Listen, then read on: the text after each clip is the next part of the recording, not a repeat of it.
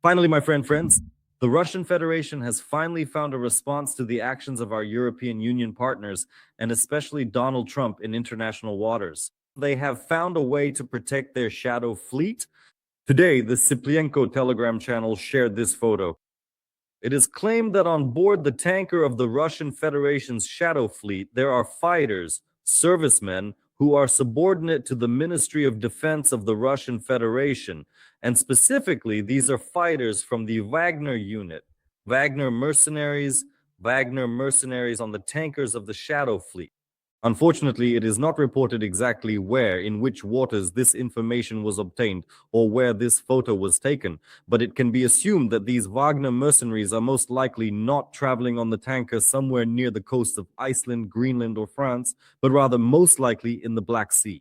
Why? Because today, as you can see, there is such a slide. The specific maritime route of this Russian tanker vessel, which is quite obviously a part of the clandestine shadow fleet, now runs extensively along the northern coasts of Turkey. And this, in fact, is a demonstration of how sanctions, my friends, actually work. And the sanctions are obviously working from the Russian side as well. I don't mean economic sanctions, I mean surface and underwater drones and the threats they pose to Russian fleet tankers, which is why they're now pressed as close as possible to the Turkish Black Sea coast. That's how they're moving now. Well, coming back to this photo, yes, Wagner mercenaries on board the tankers. What exactly could they be doing there? And what exactly could they be guarding? Who exactly could they be guarding against?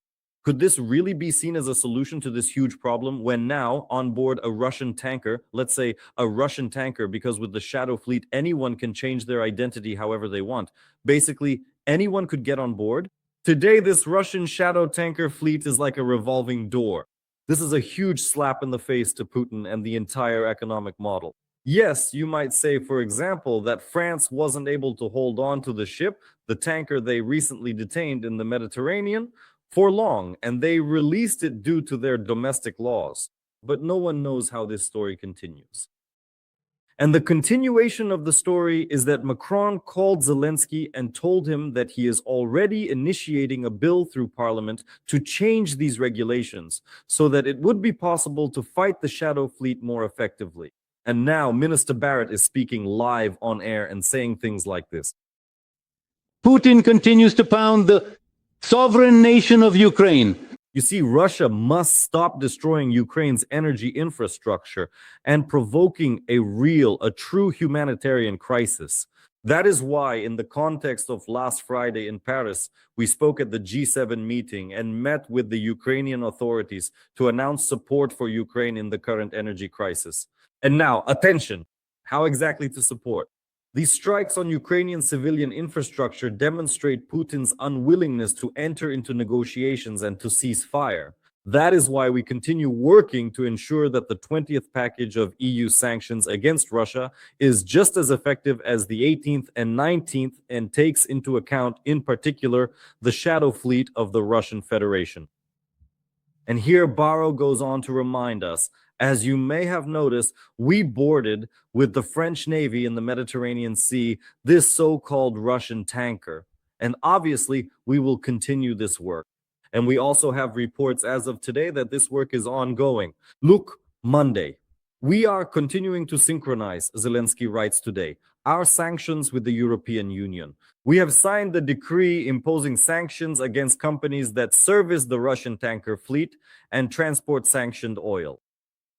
And then it goes on about Kremlin propagandists and so on. So here's the response, right, to the sanctions. This is how we respond, say the Russians. But the idea goes further and even deeper. Now I'll show you a fragment from an incredible broadcast by Solovyov, the propagandist, where a rather interesting proposal was made to have the shadow tanker fleet of the Russian Federation accompanied by Chinese military ships, right? So a Chinese battleship would be sailing alongside. Take a look. It's being said, we provide the tankers and China provides armed escorts and we send them, for example, if needed, to Cuba and anywhere else. Of course, if the Americans want to try to confront us, that's exactly why. Let them try. 2 nuclear powers against 1. Go ahead. That's exactly why I'm telling you this. So when we talk about Guterres, about Cuba, about Venezuela, about Iran or Greenland, we need to tell our Chinese military partner, that's it, guys. Do you understand that no Security Council is going to save us? Let it exist. Guterres, but look, we don't have enough capability right now to quickly deploy a group in space. So why not make an agreement with our Chinese comrades? Or why not move to a different form of military, economic, and strategic cooperation altogether? Exactly, absolutely right, Volodya. And finally, To define our borders, because right now Trump is saying, well, this is how I see it. But the leader of the People's Republic of China, the leader of the Russian Federation, the leader of Belarus, and the leader of the Democratic People's Republic of Korea say, well, we see it differently. well, yes, it really is very funny, but you do understand that all of this is serious. I mean, right now, we realize that this isn't the Ministry of Foreign Affairs. It's not Lavrov on air making all these proposals. But as the saying goes, a fool speaks his mind. You understand what I mean? And this is a provocation, a real one for the People's Republic of China. Obviously, such a proposal doesn't come out of nowhere, even if it's really just some kind of clickbait story. Let's ask our partners, not necessarily China, anyone at all, to escort us, and then we'll, fight at sea, just like the Somali pirates do. They're armed with AK-47s and do whatever they want there. And the war with these Somali pirates, well, that's definitely a war between countries defending their economic interests and those who interfere with them. How should the Russian Federation defend itself today? It needs to stop its aggression. That's the only way for the Russian Federation to protect itself. And asking China, Iran, I don't know, maybe India, let's even ask Kim Jong-un to somehow come along and protect these tankers. So far, obviously, that's not working out, and it won't work out.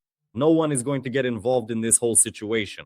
The tankers anchored in the Chinese Sea today near the shores of the People's Republic of China are now being asked to leave because no one really knows how long they've been there or how much longer they'll stay. They're already interfering with Chinese shipping, and no one there really wants to cover for them. Obviously, that's exactly why there was a discount on oil for China, which was announced last Friday by the Russian Federation. Take this Urals oil for $25 a barrel. We don't need it, and let our shadow fleet stay there a bit longer. Well, and who is this for? Who is this for? We've already seen the Wagner mercenaries in action. Do we want to see them again? Well, let's test these capabilities in direct competition with the Delta units. It would be exceptionally fascinating to see what the final outcome of that encounter would look like.